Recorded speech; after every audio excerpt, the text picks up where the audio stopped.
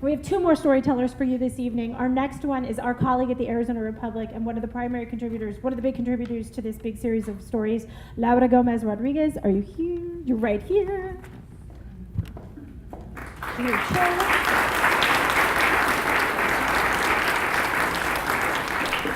Laura has a story for us this evening about what it's like to specifically cover the border.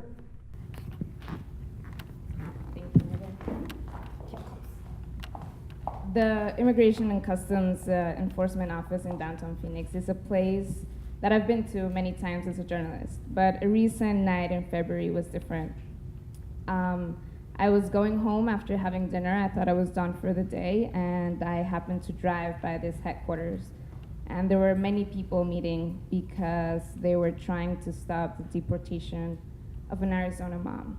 Her name is Guadalupe, and she was arrested earlier that day, or taken into custody earlier that day for an arrest she had 9 years ago for working with a social security number that's not her own.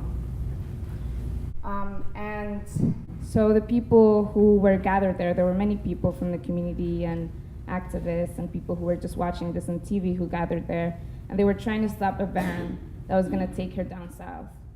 And her two kids were there, Angel and Jackie. Angel was 16 years old at the time. Jackie was 14 years old at the time. They were both wearing a wooden cross across their neck, around their neck, and they were just hoping that their mom wasn't going to be taken down south. I remember talking to them. They were very calm. They were very mature. But eventually, the van that had their mom in it left and took her somewhere that people didn't know. The next morning, everybody learned, it was a Friday morning, everybody learned that Guadalupe was deported. So Jackie and Angel got on a car with some people from a local organization, and they drove to Nogales, Arizona, which is where Guadalupe was. And they were going to spend the weekend with her and meet her at a shelter for people who were recently deported. And I went with them. And the story, my assignment was to tell how this family was processing a deportation. What did the deportation mean to them? So I spent some time with Jackie and Angel, and I remember right before I filed my story, we were standing in this busy street in Nogales, right next to the border fence. Guadalupe was doing some TV interviews, and Jackie and Angel were standing nearby. And they were talking, and I was talking to them, and Jackie was telling me how she had just picked a dress for her quinceañera, which is that big party, coming of age party. And she was telling me that she had planned to have a big party for her birthday, but now that they were going to spend a lot of money on that party, but now that her mom was deported, she didn't know if she was going to have that party because they might use that money for lawyers to get by. And her brother stepped in. He was like, no, Jackie, you're going to have your party, and our mom's going to be there, and everything's going to be as planned. And Angel has this way of putting his hand on his little sister's shoulder that tells you that he's very protective of his younger sister.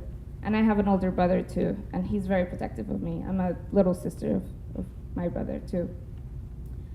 Later, after I finished talking to them, I found my story. I got in my car. I showed my American passport at the crossing and went north. And I drove past that desert between southern Arizona and Phoenix. And I remembered also the first time that I had driven through that desert. That was just a few months after I moved to Phoenix. My boyfriend at the time was driving. I was sitting next to him looking out the window. And I kept thinking about the people who were out there in that desert. Immigrants who were waiting for the night to fall to keep walking north. Maybe they had water, maybe they didn't, maybe they were dehydrated, maybe they weren't. Maybe some of them were dead and never to be found again. But even though I was sharing that space with them, that space of desert lands with them, I was fine. I had my American passport in my purse, and I was in an air-conditioned car. I'm fine. And I moved to Phoenix to work for a Spanish language newspaper, and one of the big topics that we covered was immigration. And I'm an immigrant too. But for me, the immigration system worked very well. And my work as a journalist has showed me that the immigration system doesn't work for many people. I met people who had been in this country many years without status, underemployed and underpaid.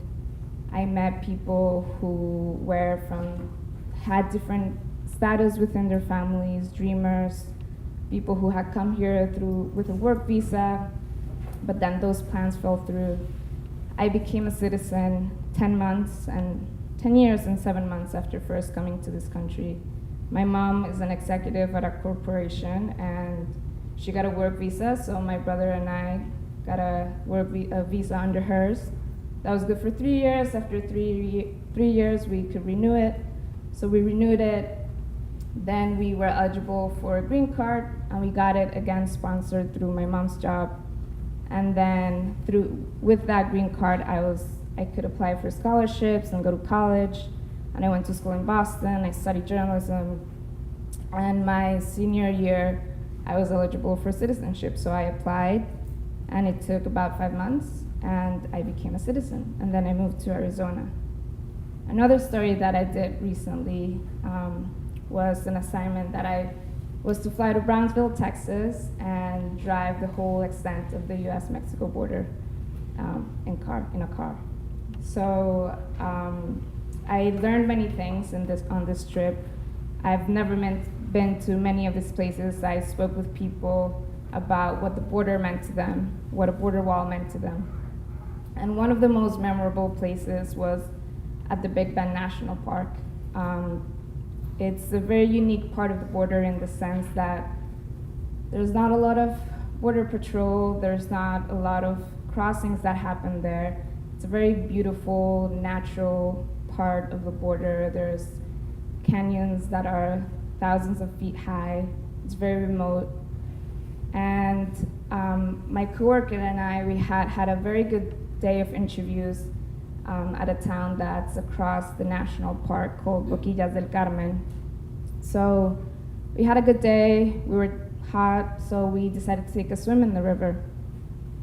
And I was swimming there, and the river is the Rio Grande River, which is the international border between the U.S. and Mexico in Texas. So you could take a couple of strokes and you would be on the U.S. side, and you would take a couple of strokes and you would be on the Mexican side. So I was just relaxing, enjoying this beautiful nature, swimming in the water. At one point, there was a man who came on his horse. He was from Boquillas, and he was just zigzagging through the river, and he was going there to lay fishing lines because the people in his town depend 100% on tourism. And in the summer months, it's very hot, so there's not a lot of tourists that come. So the fishing lines he was laying was going to be what he was going to use to feed his family for that week. In this trip, I learned that the border is it's a very complex place. It's a place of very many apparent contradictions. It's a place where friendships are made. It's a place where enemies are kept at a distance. It's a place that gives life, and it's a place that takes life. That the river for that man was a place that was giving him life, for that man who was on the horse. For me, it was a place where I was relaxing. But upriver in El Paso, there's people that die trying to cross that river every month. So I got out of the water that day, and I don't know if Jackie ever had her quinceañera. I don't know if Guadalupe is ever going to be able to come back to this country. I don't know if that man caught fish that night. But I got out of the water, and I dried myself, and I was okay, and I walked away. But I know that a lot of people are not okay. Thank you.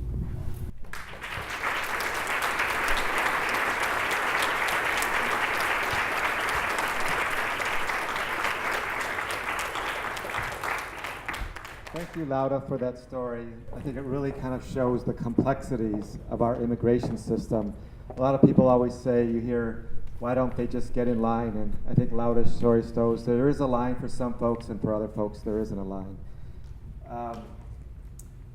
And also, thank you, Laura, for your dedication in using your personal experiences to kind of help tell the stories along the border as a journalist.